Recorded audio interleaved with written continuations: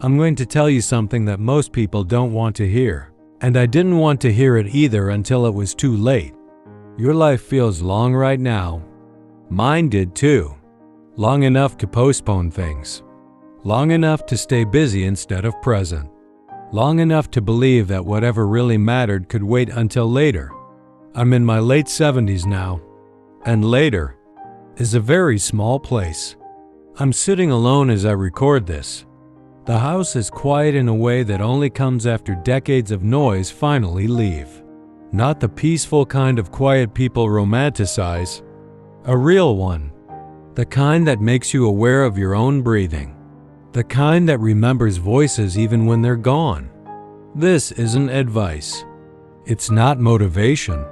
It's a confession from someone who lived a full-looking life and only understood it at the end. For most of my years, I did what I was supposed to do. I worked. I showed up. I paid bills. I built something I could point to when someone asked who I was. I was dependable, responsible, busy in a way that earned respect. My days had structure. Alarm clocks, commutes, meetings, dinners eaten while thinking about tomorrow, weekends that disappeared faster than they arrived. I told myself I was doing it for my family, for security, for the future. I believed that once things settled down, I'd slow down too. Once the pressure eased, I'd be more present. Once I reached a certain point, I'd finally enjoy what I was building. That point never arrived. Life doesn't slow down on its own. It just keeps asking more from you until one day it stops asking entirely. The moment that changed everything for me didn't look dramatic from the outside. No flashing lights, no big speeches, just a hospital room that smelled too clean and a doctor who spoke softly, the way people do when they're about to take something from you. I remember staring at the ceiling tiles while he talked. I remember nodding as if I understood. But what I really felt was this strange, sinking realization that my body had been keeping score without telling me. Lying there, I wasn't thinking about work. I wasn't thinking about accomplishments. I was thinking about a Sunday afternoon, years earlier when my child asked me to stay outside a little longer, and I said I couldn't. I was thinking about a phone call I didn't return because I was tired. I was thinking about how often I said later as if it were guaranteed. That's when it hit me. Not fear of dying, fear of having lived distracted. There's a particular kind of regret that doesn't shout. It just sits with you, heavy, patient, waiting for silence. I realized I had spent years moving through my own life like a visitor, always on my way to something else, always half present. I didn't ruin my life. I just postponed it again and again until postponing became permanent. The biggest lie I ever believed was simple, comfortable, widely accepted. I have time. It sounds harmless, responsible even, but that sentence quietly rearranges your priorities without asking permission. It teaches you to delay honesty, delay rest, delay affection, delay joy.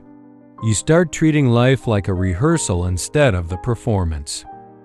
Time doesn't warn you when it's running out. It just removes options.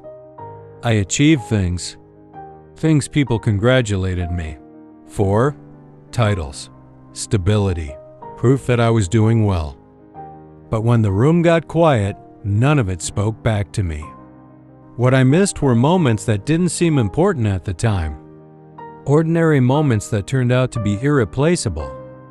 A parent's voice before it changed. A friend's laugh before it stopped. A relationship that needed courage instead of efficiency. The chance to say what I felt without editing myself for convenience. You don't grieve the mistakes you made nearly as much as the moments you were absent for. After that hospital room, I didn't transform overnight. I didn't sell everything or move somewhere dramatic. I just started paying attention in ways I hadn't before. I stayed longer. I listened without preparing my response. I let conversations wander. I let silence exist without trying to fill it. I noticed how rare it felt to be fully in one place at one time. I stopped treating rest like something I had to earn. And something unexpected happened. The world didn't fall apart when I stopped rushing. The pressure I thought was holding everything together wasn't. Here's a question I wish someone had asked me earlier, without judgment, without urgency. If the next few years were the last years where your body cooperated, your mind stayed clear, and the people you love were still reachable, would you be spending today the same way? You don't have to answer out loud. Just notice what your chest does when you hear it. Growing older teaches you things no book can. You learn that presence is heavier than achievement. That attention is a form of love. That being needed is not the same as being known.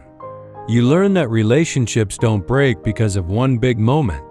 They fade from neglect, from postponed conversations, from choosing convenience too many times in a row. You also learn that it's never too late to soften, to apologize without defending yourself, to say what you feel plainly. Pride loses its shine when the room empties.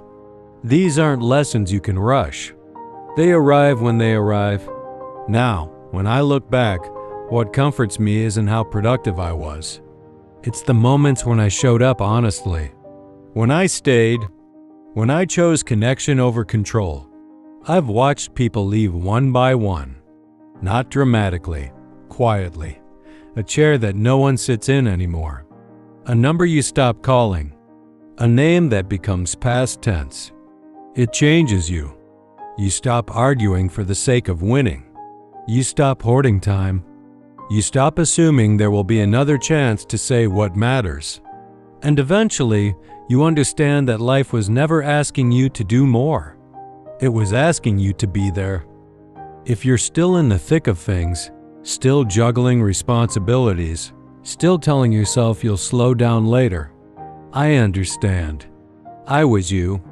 Just don't wait for a wake-up call to start listening to your own life. One day, you'll sit in a quiet room too. It will be the way you loved, the way you paid attention, the way you let people matter while they were still here. Time doesn't need to be conquered. It needs to be met. That's all I wanted to say. Not because time is running out, but because this moment is already leaving.